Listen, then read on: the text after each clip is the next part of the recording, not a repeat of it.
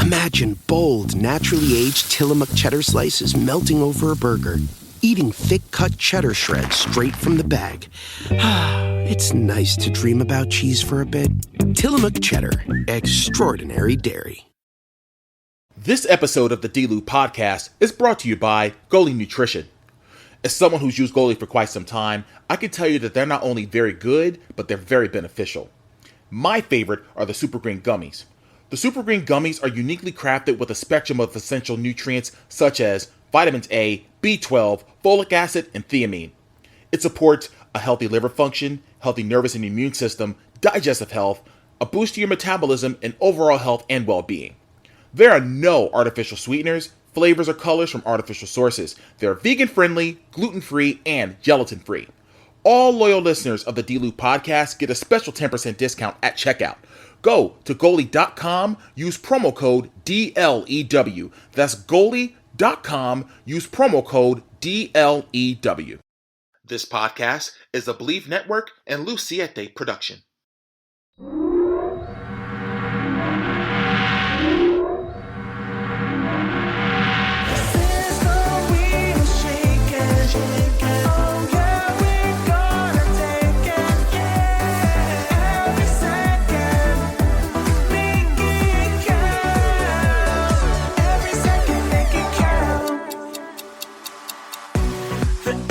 Welcome to another edition of the D-Lew Podcast, brought to you by Believe Network. I'm your host, Derrick T. Lewis, and I hope your week is treating you well. This past weekend, yours truly was back doing my ring announcer thing at the world-famous Monster Factory at back-to-school beatings, where we crowned the 4th annual Larry Sharpe Memorial Cup winner, the man known as Goldie. There were some things that happened towards the end of the event that shocked everybody. So for more, just tune in to the YouTube channel at the World Famous Monster Factory so you can catch up on all of our programming, including every Friday night at 8 p.m. Eastern for our show Total Wrasslin' Live, TRL. That's wrestling spelled RASSLIN. Total Wrasslin' Live, every Friday night, 8 p.m. on YouTube. Speaking of pro wrestling, Gabi's on the show again this week, and we cover WWE's newest signee, Jade Cargill, who once wrestled in All Elite Wrestling. As I'm recording this on a Tuesday night, she signed a contract this morning. ESPN released the news about it. So we go into detail talking about what we expect and what we're hopeful for in regards to how they use her and the whole 9 yards. Then, of course, we talk about what was all going on last week when WWE released 21 wrestlers from their roster. So we go into depth about that and so much more regarding the world of professional wrestling. And let's not wait any longer. My conversation with Gabi about all aspects of WWE within the last week starts right now.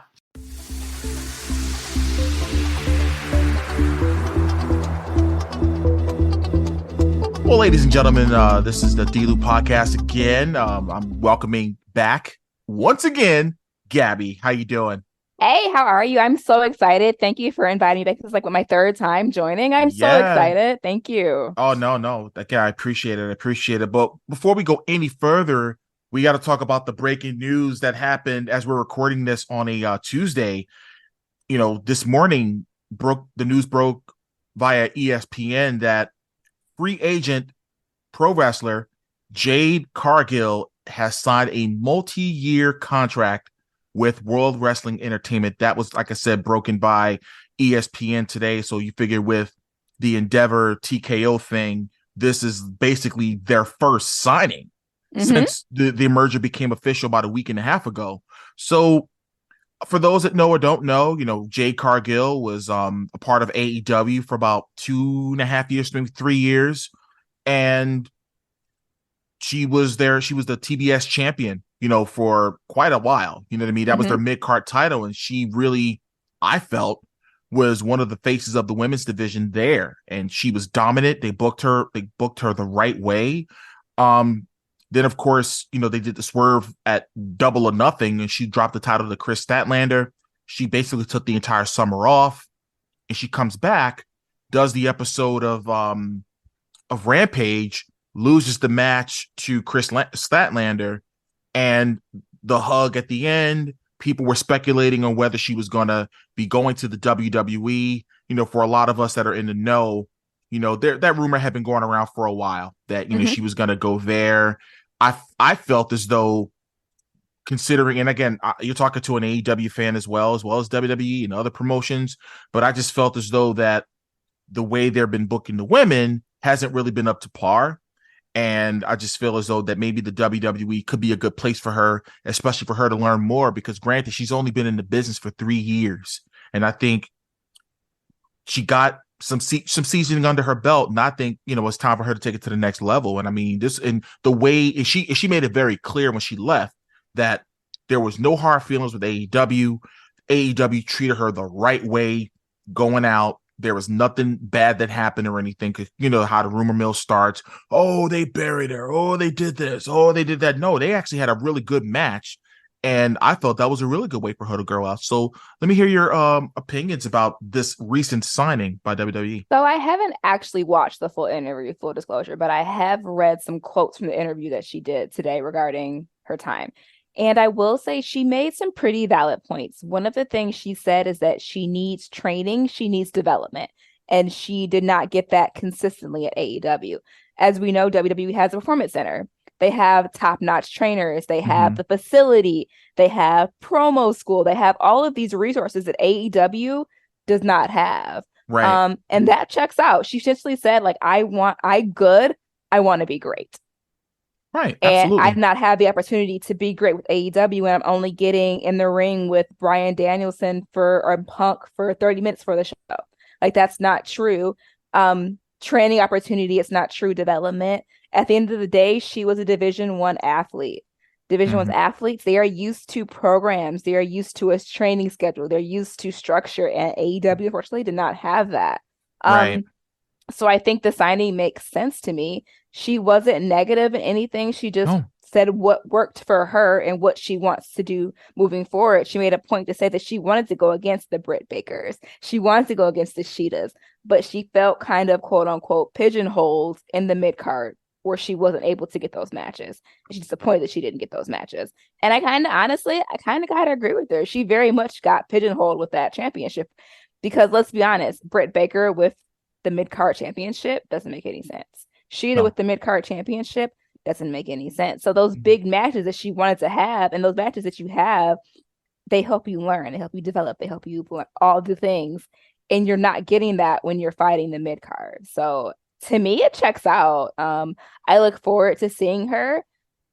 I hope that she doesn't pop up on NXT tonight. I love for them to like truly give her like a month or two of development.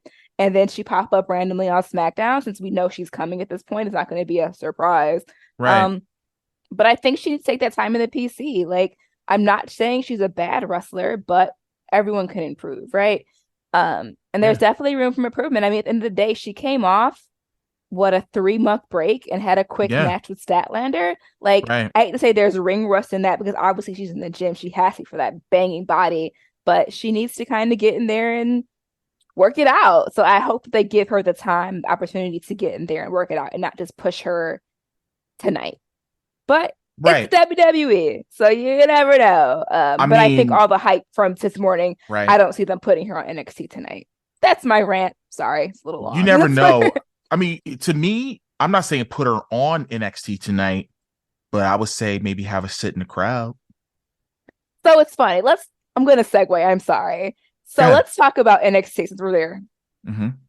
I view NXT using the Women's Championship as a mid-card belt. Have you noticed it's been defended on Raw a few times, and it's going to be defended on Raw moving forward? I think that that's what they're trying to do with this NXT belt. So it wouldn't surprise me if they did put her in NXT and she went up against your Tegan Nox or whomever. Eventually, Becky's got to lose the strap.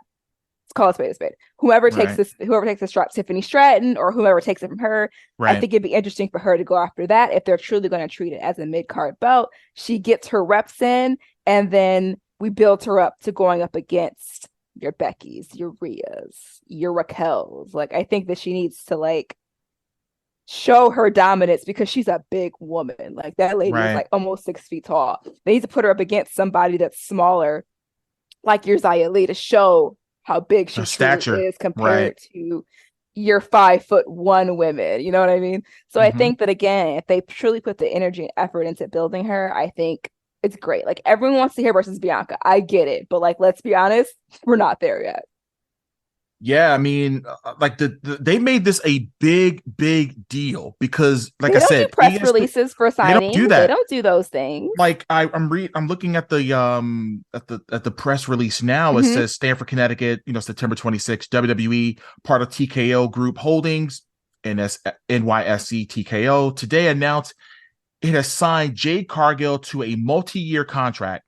Cargill, a standout performer who has earned accolades as an industry-renowned talent, will begin training today at the WWE Performance Center in Orlando. So we never got something like this before. You know what I mean? Even when Rousey got signed, I don't think it was this much fanfare. And I No, think because Ronda just showed up. We all heard it, we all knew it, but at the end of the day, right. Ronda just showed up on Raw one night, and we were like, "Oh, all right, cool." So, like, I guess my question moving forward would be to see if they continue with these big press releases, or was it just a Jade thing? Because you have to think big picture. Tony Khan had his presser today too. So, do you think it's kind of timed with like with that I presser, would like let's say overshine that? Do you like? I kind of think that honestly, yeah. that's why they did it. Because the first question in that presser was Jade Cargill. Yeah, and I mean it's strategy. I mean that's just the way it goes, and I mean it is what it is. But I think and people, and this is the part that I hate. Right, fans can have opinions, and I get it, but to say, "Oh, AEW's finished, AEW's done," no, they're not. The fact that you have Warner Discovery, giving them money. Mm-hmm. You know what I'm saying? Like it's not like that. This is the old, Turner Group or AOL Time Warner that wanted WCW off their television. They wanted them gone. No, this is actual entity wants AEW around. They're giving them. I mean, you figure they already gave them. You think in a third show, Collision. You know what I mean? So the fact that another wrestler went to WWE. Okay, great.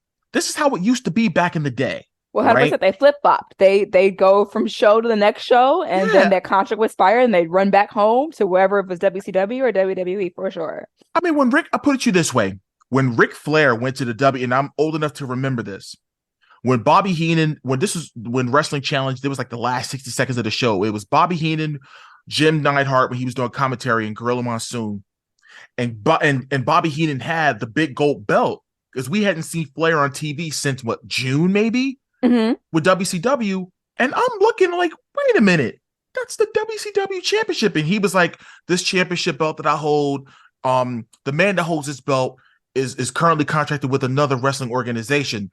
He's like, you could talk about your Hogans and this, that, and the other, but you can't compare Hulk Hogan to Ric Flair. And I completely lost my collective shit.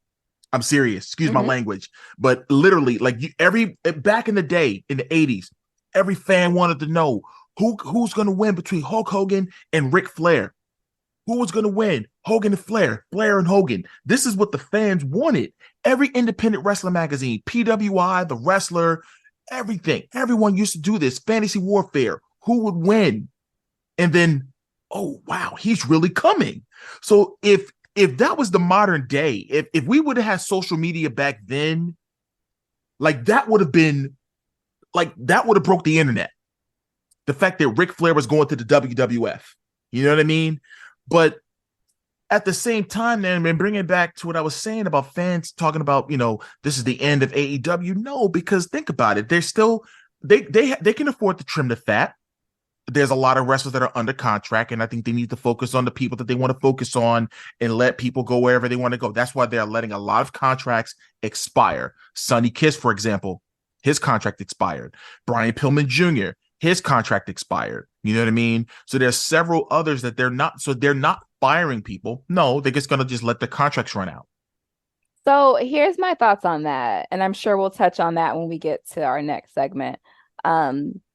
It's interesting how Tony Khan's let your contract expire versus WWE cutting you. At the end of the day, someone is still losing their job. Right. So regardless to how it happens or when it happens, like you can't knock Vince for essentially cutting down the fat. If literally that's what Tony Khan is doing, he's just letting contracts expire.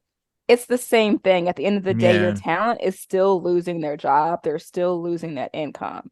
And I just wish fans would kind of understand that. Like, yes, Tony Khan may have done it in a better way, and I'm not taking that from him. But Sonny Kick still isn't working, and neither are the people that were cut last week. It's still unfortunate, no matter how you slice it or dice it. Business is still business, right? Yeah, and I mean, at least with WWE, you know, obviously they get the 90 days. They still get paid for 90 days, and then once the 90 days is up, they're officially a free agent.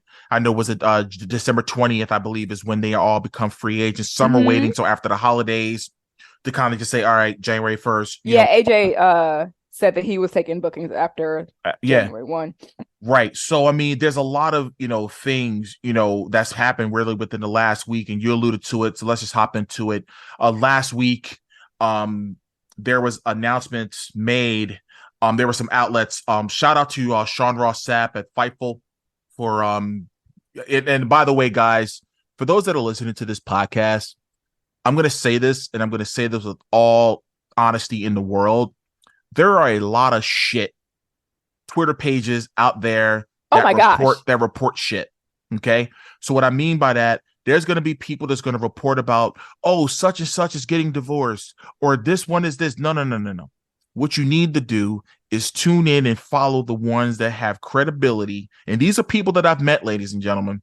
These are people that I know, people that know me, and they are a credible source. So guys like John Alba, shout out to John Alba, shout out to Sean Ross Sapp, Chris Van Vliet, those guys, anyone from Fightful, those are credible sources. Do not listen, do not follow any of the crap that's out there. And there's a lot of crap. And I'm including the guy out in Northern California who I'm not going to even give him credit, even though I may not get the traction he does. You know who I'm talking about. So I'm going to say his first name is D. His last name begins with an M, and I'll leave it at that. Yep. If you know, you know. Because he's going to basically make up and stir up his own narrative. Because as a matter of fact, the other day, he had said something about how at SmackDown, because, you know, LA Knight. I was going to bring that up, actually. Yeah, he had COVID in the arena. Shout out to Stephanie for clearing that up real quick. Absolutely. Because Stephanie was actually at the arena, and she contacted the arena and basically debunked his whole entire narrative, saying that, oh, well, they were asking for refunds and this, that, and the other, and that was not even the case at all. And he still fought her tooth and nail. Even though he was caught, he still went back and forth with her. And like, she's like, no, like, I'm credible. I called, I did the work. And he's still like, yeah, no, you're wrong. And she was actually at the arena. So, I mean, you're going to tell someone that's there basically, or you're just going to go off hearsay, or you're going to just make up your own. And again, he's been freewheeling for over 40 years. So again, don't listen to that guy. Like I said, the guys that I was telling you about, you listen to them. I'm telling you, listen to them.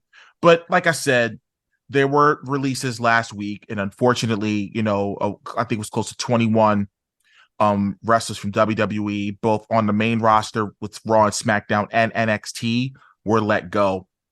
A friend of mine got let go earlier this year. She was on NXT. She was at the Performance Center. Shout out to the Notorious Mimi. She was wrestling down there, Sloane Jacobs, and that was unfortunate. And I felt you know, why did they let her go? You know what I mean? But that's just business. You know what I mean? That's the business of the wrestling business, unfortunately, where it's like, you know, you could be doing X, Y, and Z the right way, and that's just the way it is. So I'm just going to go over the names first, and then we'll go over some of the highlighted ones. Let's just start with Abule Abadi Fitzgerald, Brooklyn Barlow, Alexis Gray, Daniel MacArthur, Kevin Ventura Cortez, Bryson Montana, Quincy Elliott, Jalisa Leon, Ike Manjiro, Shanky, Dabakato, Dana Brooke, Mansoor, Massey, both of those guys from Maximum Male Models, Rick Boogs, Top Dollar,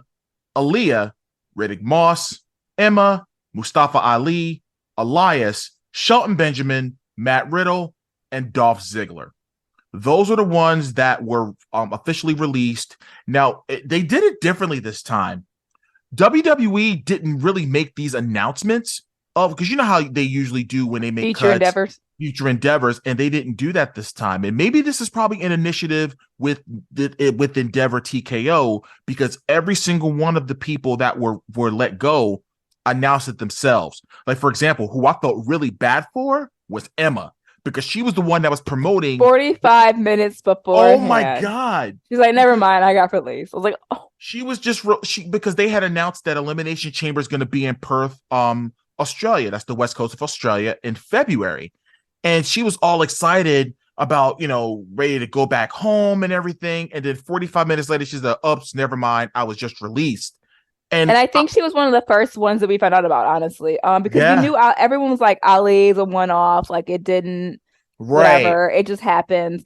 And then I think a few minutes later, she made her tweet. Everyone was like, "Oh no, it's Black Thursday. Happening. Yeah, it's happening. It's happening." Because I think I text you the Emma we were tweet, and I'm just it. like, "Oh my God!" So let's talk about it. So Emma had just got back a year ago.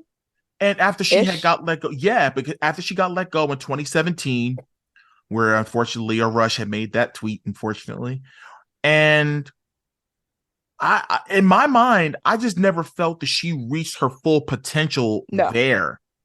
She's damn talented, number one. I mean, she's a hell of a, put her in, and she's just one of those ones, almost like Chelsea Green. You give her anything and they could turn, make chicken salad out of chicken shit. You know what I mean? Mm-hmm. She's one of those workers where she can do anything. And she thrived on the indies. She was in Ring of Honor at one point. I think she may have dabbled in a little bit of Impact, I think, too, using her real name, Tennille Dashwood. Mm-hmm. But then when she announced it, I said, uh-oh. I said, I know she's engaged to Riddick Moss. I said, I hope. And then I think he joked about it, but he said he didn't even answer the phone. Mm-hmm. But so obviously her and our Riddick Moss are engaged. And it's just like, that guy, like, come on. Like, you mean to tell me you couldn't find anything for him? Like, I like some of the names I get, but there was a lot of names on this list that I was just completely like really extremely confused about it. Talk about it. I would say the most confusing would be Dolph Ziggler. Mm-hmm. Ali, to an extent, I think me and you talked about this, where he was asking for his release. They finally kind of gave him something to do, and they're like, yeah, never mind. We're actually going to go ahead and kill that. But I would say Dolph, and honestly, Rick Boogs kind of threw me off too. He's a brick house. Like, yeah, if he had the right gimmick or the right something, like that one kind of threw me off too. But also I think some people knew, right? Because Shelton Benjamin happened to be on like a European vacation last week randomly, and then we all know that Dolph and his brother were teasing them in AEW, so it kind of leads me to believe that some folks kind of knew it was coming. Obviously some folks were surprised because you have your Emmas, you know what I mean? I'm not saying that, but I just feel like genuinely some people kind of knew their time was up. Yeah, but and looking, like I said, with the like obviously the couple here, Riddick Moss and Emma, and I wish them all the best, and I hope that they're both going to land somewhere, because, and thank goodness there's companies around, and this is the most important thing, the fact that there is AEW, the fact that there is MLW. Shout out to Alex Kane, shout out to Jay Bougie, Mr. Thomas, over the guys in Boom-Aye. They're really killing it down there in MLW. There's Impact. You know what I mean? Obviously, there's Ring of Honor in association with AEW, NWA. There's a lot, so there's places to go now. Because remember, 20 years ago, when cats were getting let go, it was hard, because they were doing the territories. They were doing these and I'm not knocking indies for when I say this. They were doing like the random small indies in backyards in Jersey. They were doing like flea markets in Tennessee. As opposed to being able to go to an Impact, an AEW, an NWA. There are so many options of things people can do now. Look at Matt Cardona, man. Like, prime example of who took shit and ran and is like killing it. I'm not saying everyone's gonna be Matt Cardona. Like, let's clear that up. But look at him and Steph's run. They're killing it on the indies. I'm sure he's bringing home his money. Like, he's good. Speaking of him, he sent out an incredible incredible tweet the Yes, other he day, did. and I'm going to read it in just a second because I think it was extremely important for what he said, only because when you think about all of the things that he went through as, working in WWE, working, I mean, think about the incident that took place when they just rolled him off the stage in the wheelchair. That was just completely awful. He didn't deserve that. No. I don't care what no one says. No, like you just don't treat your your wrestlers like that. You know what I'm saying? You 100%. just don't do it. But I'm searching for what he said because it was damn true. He says what he said. He said, to those who were just released, this can be the end of your career or it could be the beginning. Look yourself in the mirror and decide. I promise you the work and the money is out there. It's not easy. It's a grind. It's a hustle. It's frustrating. But it also can be incredibly rewarding in more ways than one if you work your fucking ass off. I hope to see a lot of you down the road. That was very inspiring because it's so easy. And again, it's easy to say, you know what, bump it. The WWE is the end all be all, and that's all I want to do. And I'm not doing this anymore. Mm-hmm. And it's so, and I'm not speaking for people, but I'm just saying it could be. Or you have to find your niche. You have to find, and Matt Card. It took a lot for him to build his name on the independents, and now he has to turn down bookings. I'm pretty sure now because of how busy he is. So if it's and he said it, he's not in a rush to go. But if there was ever to offer, he said if they came back with an offer, he said it would come down to the two C's: cash and creative. Yep, that's always things: cash and creative. Right, and I mean, he's right because he's in a position now where, in other words, he's not begging for a job. He can call his shot. He can be like, I hate to say Cody because no one's ever going to be Cody, but essentially, we all know Cody wrote his contract and said, "These are my demands. These are the things that I want," and he got them. Yeah, and he deserved it. I think, I think, in my opinion, Cody left a young man and came back as a grown ass man. That's the story for me with Cody, but. Getting back to this list, Elias.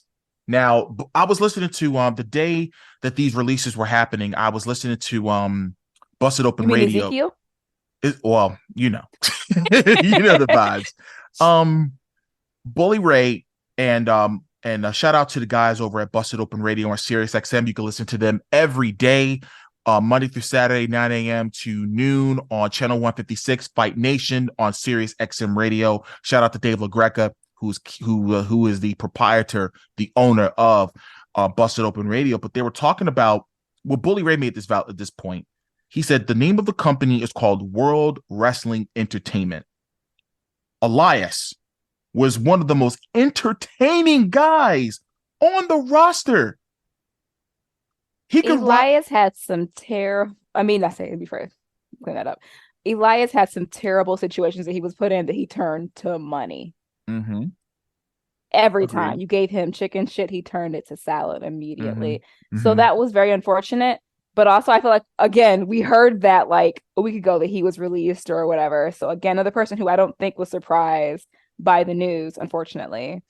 Doesn't make it any easier. And like we mentioned before, at the end of the day, people still lost their income. People still lost their job. Yeah, but I mean, but think about this though. Like, remember the Raw when they were in Seattle and him and Kevin Owens were sitting there, and he was like, "It's not." He was like, it's almost like having a basketball team here in Seattle, and the crowd legitimately. I mean, that was no piped in boos. They were literally booing him. He was like, now, Oklahoma City, now that's he was just digging in the crowd. And I'm just like, you mean to tell me you could not find anything for him? I mean, come on. This episode of the D-Lew Podcast is brought to you by Goalie Nutrition. As someone who's used Goalie for quite some time, I can tell you that they're not only very good, but they're very beneficial. My favorite are the Super Green Gummies. The Super Green Gummies are uniquely crafted with a spectrum of essential nutrients such as vitamins A, B12, folic acid, and thiamine. It supports a healthy liver function, healthy nervous and immune system, digestive health, a boost to your metabolism, and overall health and well-being. There are no artificial sweeteners, flavors, or colors from artificial sources. They're vegan-friendly, gluten-free, and gelatin-free. All loyal listeners of the D-Lew Podcast get a special 10% discount at checkout. Go to goalie.com, use promo code DLEW. That's goalie.com, use promo code DLEW. I mean, Aaliyah, she hadn't done anything since her and Raquel had the tag belts. Literally. I mean, honestly, I felt as though she could have been back at NXT. I think there could have been something for her there. I do, because I think that one of the problems that NXT runs into is that they need, I hate to say OGs, but they need people around there who know what they're doing and can wrestle, as with all of the green people. So you may not need to get someone like Becky, who I do love that she's down there at the conversation of the day, but you do need someone who knows the ring. And Aaliyah knew the ring. So it's like, you guys could have used her, but also you haven't. So let her be free. Yeah, and I mean, think about Corbin. Corbin's down there, and I mean, I liked how they're revamping him, and he's going back to his lone wolf, which love that he's down there. They should have had him as, I dug the lone wolf. Like when he's going to be the one to take the strap from one of the boys. Mark my word on that. Let's quote that. I think he's going to be the one to do it because he's down there killing it. It's convenient for him. He lives in Florida. He ain't got to be on the road all the time. He's got a family. Like, he's just, once again, a person. I think that Corbin doesn't get the props that he deserves for being one of the top heels. Like, no, he's not MJF. Like, we're not going there. Right. But if you overall look at his career, he is an amazing heel who never gets his props. I just think, like, it's Corbin. Whatever. Well, you know what? Well, you want to know why? It's and it's a small population. It's the whole IWC that doesn't respect people that come from the NFL and come to the WWE. Well, he didn't wrestle on the indies and he didn't pay his dues. Listen. If you do your research, dummies, you would realize that a majority of your favorites from the 80s were all 70s and 80s were all football players. I'll give you an example. Everyone's favorite common man, if you will, Dusty Rhodes, went to West Texas. There is a group of wrestlers, okay, within a 5 or 6 or 7 year period, went to West Texas State University playing football. Here's the names, and I'll just go off the top of the dome. Dusty Rhodes. Let's see. Oh God. Oh man. Tully Blanchard, Tito Santana. Stone Cold played football. A bunch of them came from football backgrounds. No, right. But I'm just saying it was just a group, but it was just a group of those guys in the 60s that played, like, because Tully Blanchard was a quarterback. Tito Santana was a wide receiver. Ted DiBiase went there. Frank Goodish, who you know as Bruiser Brody, went there. Stan Hansen went there. You know what I'm saying? Dusty Rhodes graduated from there. So, Hacksaw Jim Duggan he played. Mr. Wonderful played football. Ron Simmons played football. He's in the College Football Hall of Fame. So, for people to say, well, they didn't go on the indies and they didn't get, well, listen, a lot of wrestlers didn't make their break in football or whatever the case. And hey, they made it in wrestling. The Rock didn't make it in football. Roman Reigns didn't make it in football, and he's on top of the food chain. So don't disrespect someone's path. You know what I mean? Now, I do think that there's some when they go get some of these football athletes, they really don't care about wrestling. They just want to get how they can get in. That's one thing. But the majority of the wrestlers that were former football players that were really successful really enjoyed the wrestling business. But wow. So the next thing I wanted to talk about was Dana Brooke. Now, I want to say it may have been like a couple of months ago where she literally, like, I don't want to say she was depressed or whatever, but she was really upset. Their fans were so mean to her. And, oh my gosh. And I'm like, okay. She doesn't have, here's the thing. Not every wrestler has to put on a quote unquote 5-star match, which I think it's ridiculous that, oh, let's see what Meltzer says about this. No, who cares? But the fact that she's not the greatest technical wrestler in the world, and it doesn't matter. They're It's trying still to a human being that you're being a shitbag to. It doesn't matter right, what she's doing. It doesn't matter how good or bad and different she is.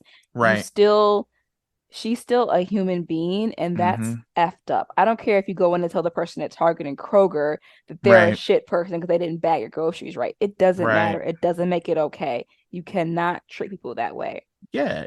And she went on Twitter and was talking about it. And I'm just like that's and it's like I thought it was a good restart for her to go to NXT.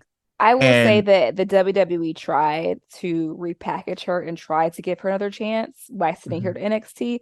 Unfortunately, it didn't work out. Sometimes it just doesn't work out. Like that's okay too, but that doesn't Mhm. give people an excuse to treat her like shit. I will leave it at that. I will not say she's the best. I will not say that she's the worst. I will say that they gave her a chance to do something different, and Right. unfortunately, it didn't work out in her benefit. Yeah, But I mean, that such is was life. unfortunate. Right, super. That was unfortunate. Now Quincy Elliott down at NXT was let go, the super diva. Nobody was shocked there. Yeah, there were some. I had heard some rumblings about that situation, and we'll leave it at that. Jaleesa Leone, I was a little surprised at that because I thought they were gonna, definitely going to start doing something with her. Yeah. But let's talk about Maximum Male Models, which Yo, is they're on Twitch every day. It's spilling all of the tea. they are, and I mean, they released a video about being fixers, Oh, I like that. That was cute. I'm sorry, and it wasn't cute, but it was a really like it was really good. I mean, they were in the limo. They were like two Hmm. dressed up as like two mobsters. Like it was Hmm. completely different, and I'm just like, why wasn't that on TV? Like, Hmm. how on earth do you have all this talent around you and you're not focusing on But it's see, what. that's the problem. You just nailed it. There's too much talent. There's too Mhm. much talent for how many hours a week of wrestling do they have? Two, 4, 7 hours a week of wrestling, right? For WWE. That you have that much talent that you can't figure out how to give people shine in 7 hours of TV. That is insane. That you have people that are sitting in the background that are like great and they're killing it. And they say they have plenty of videos they shot and things that they were supposed to do that Mhm. they gave to WWE and they're just like, all right, bet. And then it never happened again. It's unfortunate because they're talented. I mean, their personalities are great. I've been watching their Twitches, they or Yeah. their streams. They've been like super personable, super human, super normal. Um, it's unfortunate that they got dealt the cards they got dealt. Um, but another person that I will say they get to go be free now. Yeah. And the whole Mansoor not being able to take L's, crazy contract. Crazy Interesting. contract. But and huge shout out to Masay because his dad, Brent Williams, actually played for the New England Patriots up Oh until wow. 93. And I met his dad at training camp in 2017. He was like, "Yeah, Hmm. man, my son's down in at NXT. He's a wrestler now." I was like, "Oh," because I told him I watched wrestling, and Mm-hmm. I got a picture with Brent Williams. He signed my ball and everything, Mm. and it was dope to meet it. I met his dad, and Mm-hmm. he was beaming about his son, being a professional wrestler and everything. And I'm just like, I wish both of those guys all the best, and I hope that I think a company they would thrive in will be Impact, and having been backstage in Impact before, just observing and everything, is such a great place to work. For You know what I sure. mean? You get TV exposure. Okay, you got all this history of the company, but the company's 21 years old, and Mm-hmm. everyone thought, including me, back in the I would say 2010s, that I thought Impact and TNA was going to be done and over with, and they've weathered the storm. So kudos to Scott Demore and everyone running it. Tommy Dreamer, Mickey James, Gail Kim, and all the folks down there. Shout out to Tasha Steeles, by the way, my favorite my fellow Patriots fan. Down there down there killing it too. So we talked about it a little bit. Shelton Benjamin. Um, that bothered me because just last year they were just celebrating his 20th anniversary when he joined the company, when Uh-huh. he got to the main roster, and I'm like, wait a minute. So it just like there, I just felt as though that his comeback, I felt as though didn't reach full potential. It's because they killed the Hurt Business. If I truly, unfortunately, I think it's because him and Cedric Alexander were killing it. When they had the Hurt Business, like it made sense. And then when they decided to split that, that's when everything went to shit. Honestly, I was waiting to read that Cedric Alexander, yeah. And luckily it didn't come through. So like I'm so excited. But like I just genuinely feel like that was his last shot. That was Shelton Benjamin's last shot at whatever was the Hurt Business. And when that went away, it was like, all right, well, here we are. But I do think he's a person who will land somewhere else. May not be wrestling. I don't know. I know the gentleman is older. Maybe he doesn't want to do that body anymore, but I think that he still has a lot to give to the business. And if another organization was smart, they would grab him for his wrestling mind, if not for wrestling. Because I mean, he very well could still go. We haven't seen it because we haven't seen him in a year. But at least give him a chance. I think someone else is going to stooge him up rather quickly. I would say a company like Impact could use him. And I mean, he's in Houston. So you figure I'm pretty sure, with Booker T school down there, I'm pretty sure. Booker T school's down there. Dustin school's down there. There are several. That's a hub. It's a wrestling hub, right? Absolutely. So. Yeah. So, I mean, and I like I said, I've always been a fan of Shelton, going back to when him and Charlie Haas were to a Team Angle. You know what I mean? It was a real legit, a tandem. You figure 3 amateur wrestlers, you know what I'm saying? Mm-hmm. That and I loved it. I really loved the presentation. And obviously when he went solo and was it 04 and he had that match with Triple H on Raw, I was like, okay. I mean, him and HBK, like let's talk about the spin mid-air. Like there are so many. If you guys go to my blog, hi Gabi at Instagram.com, I did a whole 2-minute feature on Shelton Benjamin. Maybe I should repost that.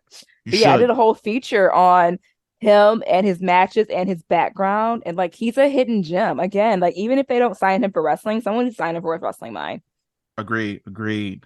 Then you talked about Dolph Ziggler, and again, I go back to April 8th, 2013, East Rutherford, New Jersey, Monday Night Raw. He cashes in Money in the Bank on Alberto Del Rio, and that crowd became unglued. That was in my opinion, one of the best cash-ins, easily. Don't get me wrong, there are some good cash-ins, but I whenever someone mentions cash-in, you always think about Dolph. I will put him at number 2 because number 1, no one ever thought that Seth Rollins was going to cash in at a WrestleMania. That was, and win. You know what I'm saying? Mm-hmm. That was when they call it heist of the century, that's legit, man. But I always felt that Dolph, and I was talking to a friend of mine earlier, and because we all know Dolph is truly one of the best. When the entire industry, when Ric Flair, wrote a heartfelt post about it, because he said, "I'll never forget the letter you wrote to me when I was in the hospital." Because when Ric Flair was on, when COVID hit, he went and bought out a bunch of indie people's merch stores. Mm-hmm. So he's just one of those people, his interview with Chris Van Pellet recently, where he was like, he's like, at the end of the day, you can throw me NXT and job me out, or you can throw me in a main event title match and I'm still going to perform. Doesn't matter. I'm there. I'm here. I'm going to perform. So he's just a person that, again, he can go. And I feel like his anniversary was coming up too. I feel like his 20 years coming up in a few months. So that kind of sucks to cut it. He got signed to OVW in 04 because they're grandfathering about the OVW in 04. Checks out. Yeah. You know what I'm saying? So you figured the Miz we figured he was on Tough Enough in 04. Mm-hmm. You know what I mean? So it's just crazy that right now Miz is one of the longest tenured wrestlers there full time right now. Obviously Orton, whenever he does decide to come back. Mm-hmm. But yeah, the next one is my boy AJ Francis, Top Dollar from Hit Row. The part, and we were talking about it, and the part that was shocking is the fact that they kept Ashante, the Adonis, and B-Fab. And I'm like, well, wait a minute. Because I'm thinking, they're going to let go Hit Row again. Mm-hmm. But they only got rid of Top Dollar.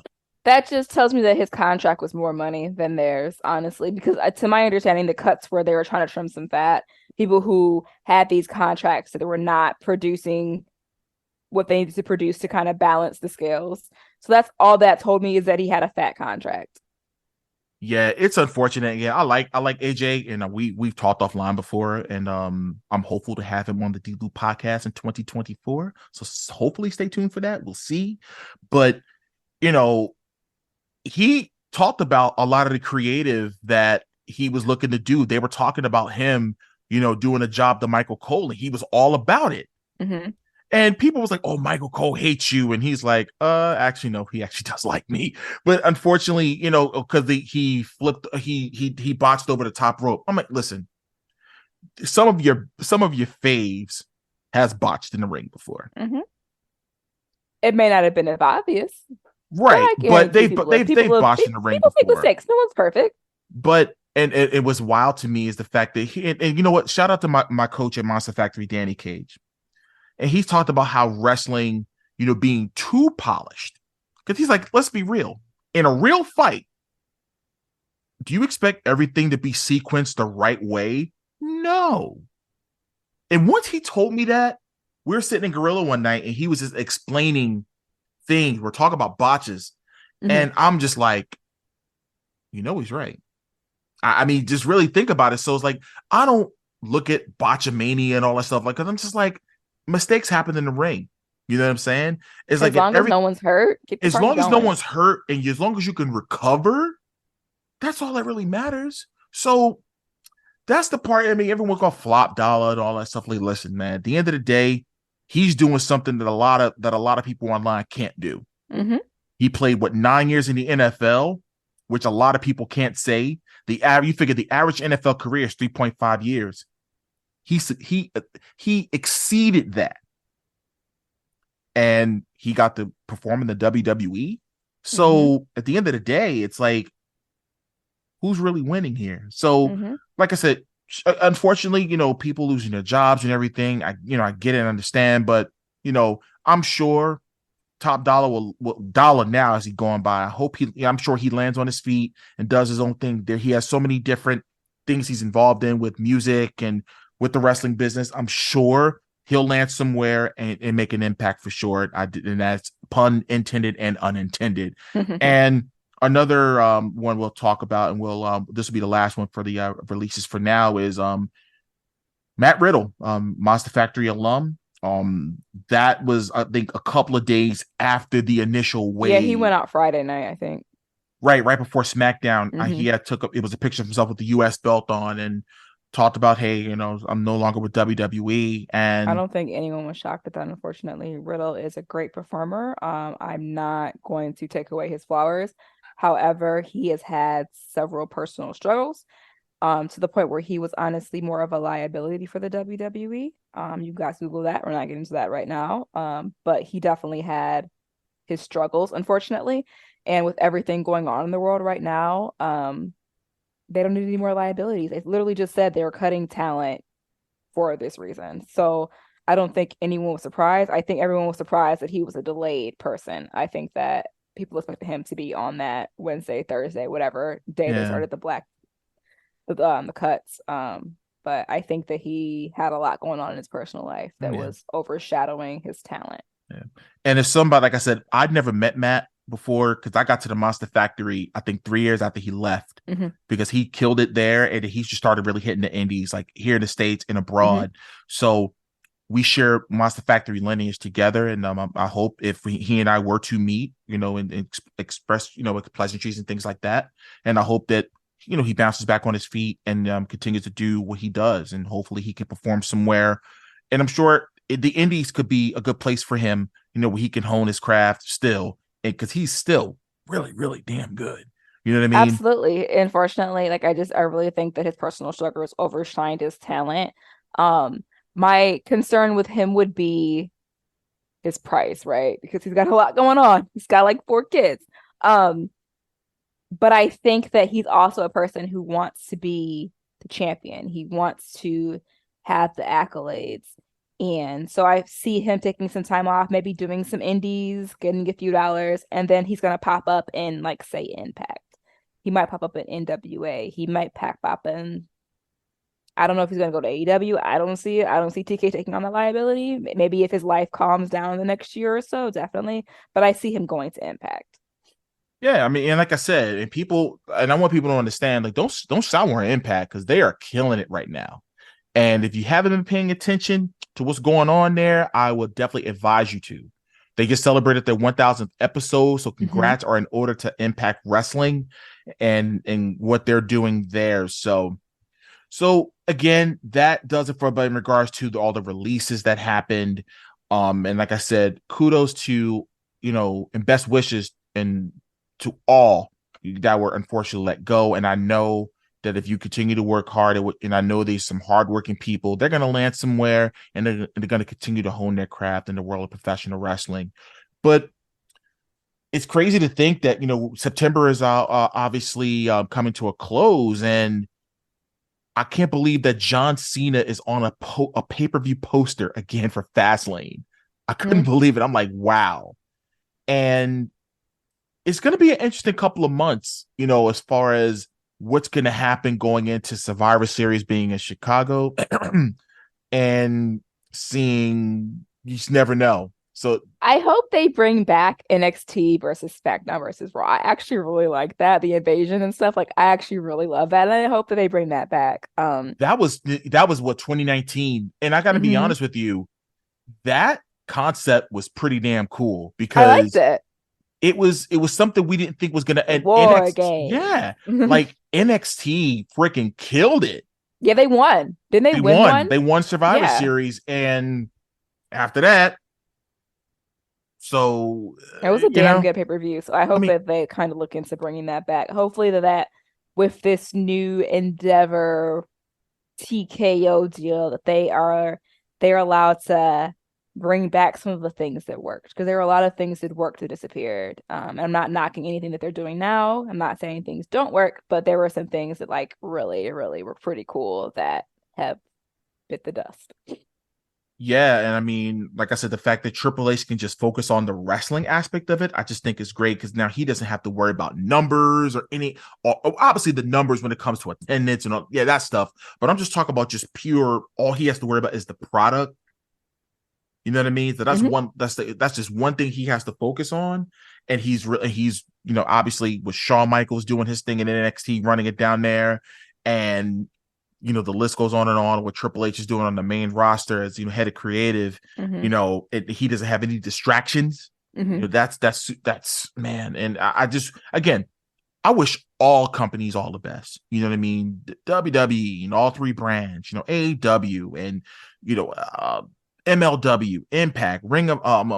I love friendly competition. It brings out the better. It brings out the best in you. Like, let's be honest. Since AEW showed up, WWE has kind of stepped their game up. Like, I agree. Be honest. It's definitely I agree. Healthy competition. Like, I bring it on. I'm here. I want everyone to win. Like, I'm not one of those fans who's like, I can't wait for Impact to crumble. It's like, whoa, Impact has some great lineage. Like, why would you even want? Why you want that to go? Why you want that to go? And now you know what the problem is, though, and I think we may have touched on it before.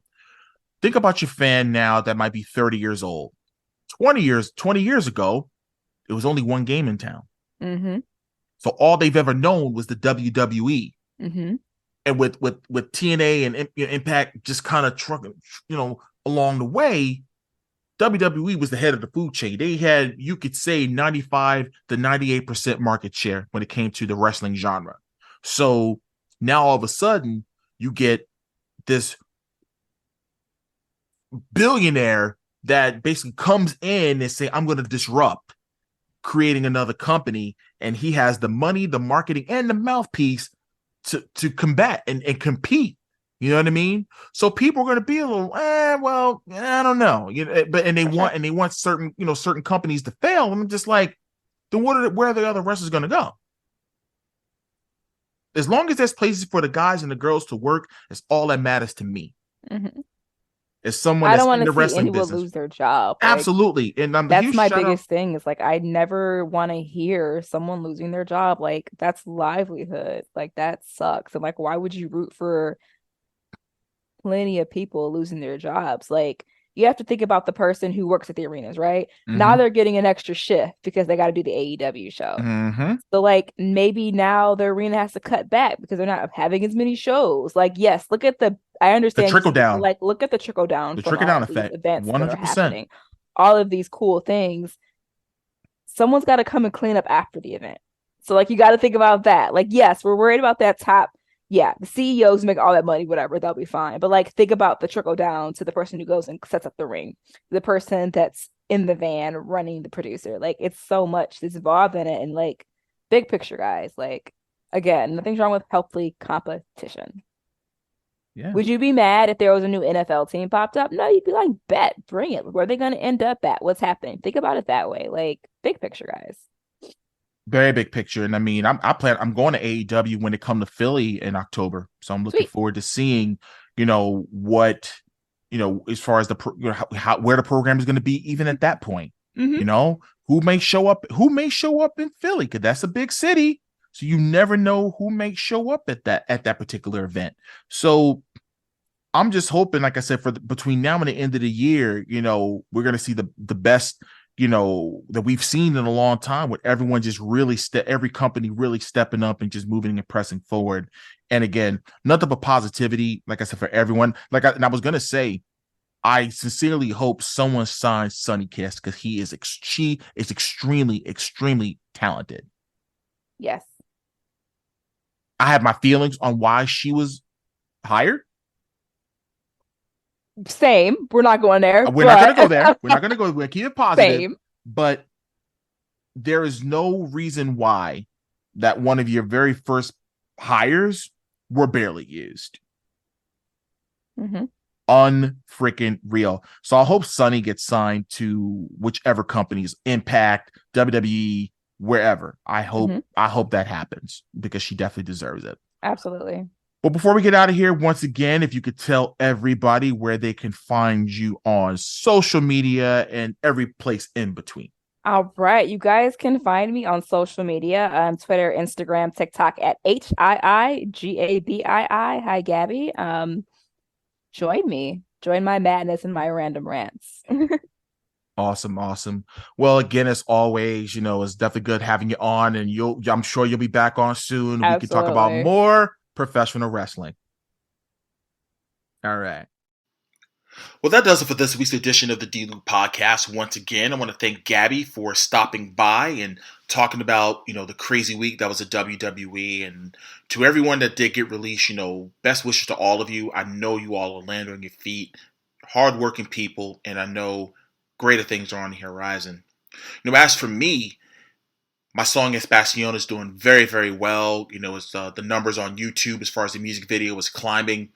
And also the radio station 99.7 The Heat Miami is the top 10 songs right now on that particular station. So huge shout out to the team at Radio Pushers, who's been really, really pushing the record. And just to let you all know, you can request a song on 99.7 The Heat Miami by going to radiopushers.tv/request your artist. And you can put in Derrick T. Lewis, Angie Stars, and Espacion. Pass it along to anyone that you know. And you can also stream the record on all platforms, Apple Music, Tidal, Amazon Music, Spotify, you name it. And of course, you can look at the music video on Vivo app, YouTube, and Apple Music and Tidal, where you can see the music video. And I'm so proud of the music video. Shout out to Lynn Chanel, my love interest in the music video. And I really appreciate what she was able to bring to the actual production. So that's that for now. You can also check out the t-shirt store, the hoodie store, okay? shop.derricklewis.com. You can also go to my social media, The Real DT Lew, on all those platforms, okay? In addition to Facebook is Derrick T. Lewis official page. Well, I'm going to get out of here, and like I always say, no matter what it is you do in life, always remember to make it count. See you next time. Capella University is rethinking higher education. With their game-changing FlexPath format, you can earn your degree on your schedule, so you can fit education seamlessly into your life. Imagine your future differently at capella.edu.